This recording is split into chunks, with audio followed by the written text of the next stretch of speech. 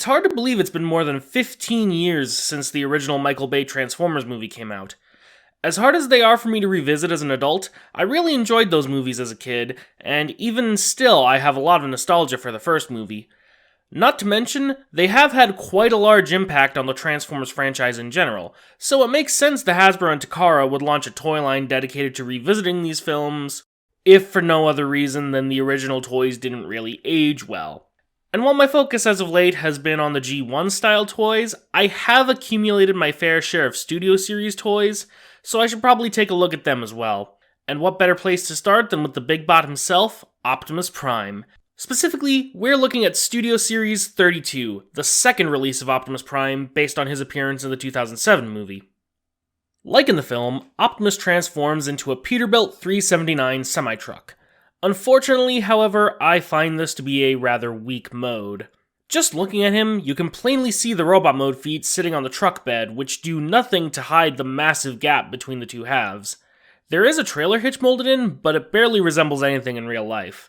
And looking at the figure from the side, you can see the robot thighs, the transformation hinges, and hints of the robot shoulders. Furthermore, the steps leading up to the door are comically undersized and recessed, and the toolboxes by the gas tanks are completely absent. Best I can tell, these are all artifacts of the remolding process. The original release of this mold, Prime's Revenge of the Fallen body, hides most of the robot parts behind panels and retains the proper steps and toolboxes. But this toy had to be remolded for reasons we'll get into later on, so those parts had to be replaced, leaving us with a much weaker truck mode. Though that doesn't explain why they removed some of the lights from the roof. It's not just aesthetics that suffer for the remolding. Due to the way the wheels transform, it's difficult to get all 6 of them on the ground at once. Plus, there seems to be something keeping the front of the truck from holding together correctly.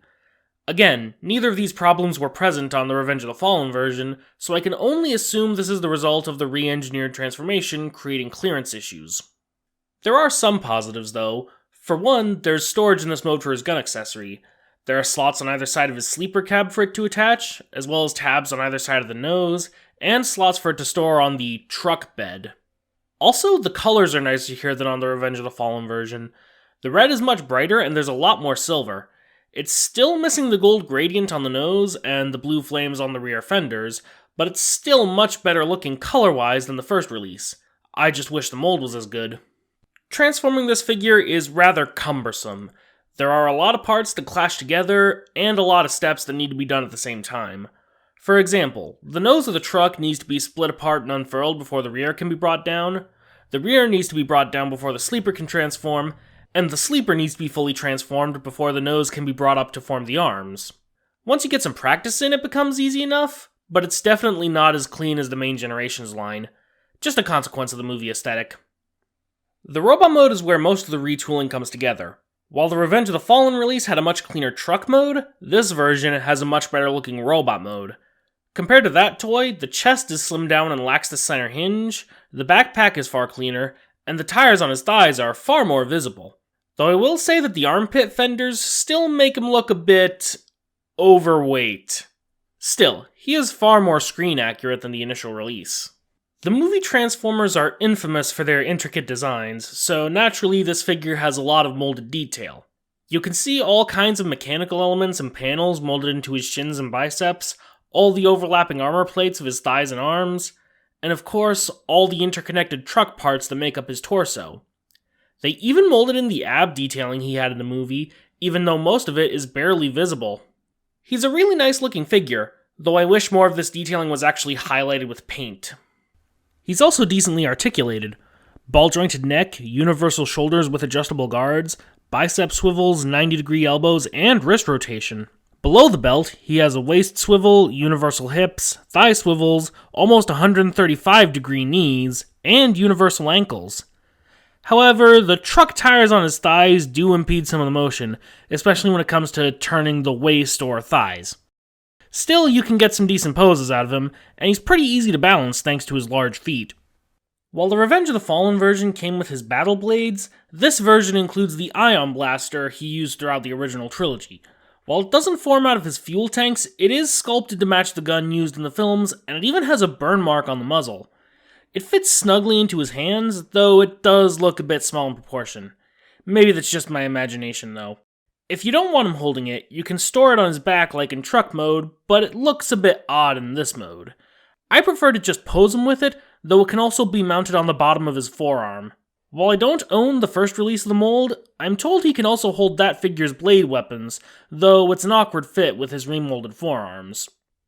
Of course, his final feature, and the other reason for all the remolds, is that he can combine with Studio Series leader Jetfire, a figure I do not own, so I can't comment on that feature right now. If I ever get him, I do plan to do a review of him where I follow up on the combination. Just real quick, I would like to comment on the included backdrop that comes standard with all Studio Series figures. They're all constructed the same way, corrugated cardboard with the bottom folded into a box and a flap on either side. In addition to extending the backdrop, the right flap has the Studio Series logo with the figure's ID number on top, and the left flap bears the Transformers logo and an Autobot symbol.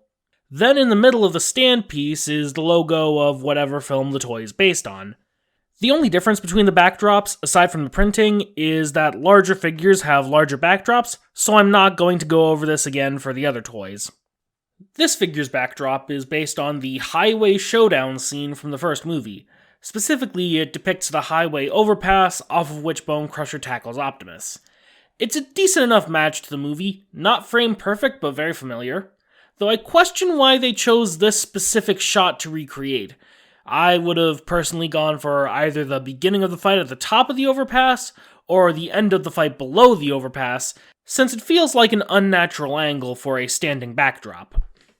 While standing up straight, Optimus fits very nicely onto the stand in robot mode.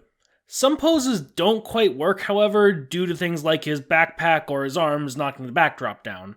On the plus side, the side flaps do fold out if you want to get some wider poses in. I take issue with the fact there's only enough room on the base for one figure when this is supposed to depict a fight scene, but that's probably more of a nitpick than anything. He also fits surprisingly well in truck mode. There's a bit of overhang on the ends, and he only really fits at one angle, but all 6 wheels are within the edges of the base, so I'd say it counts. Studio Series 32 Optimus Prime is a mixed bag of a figure.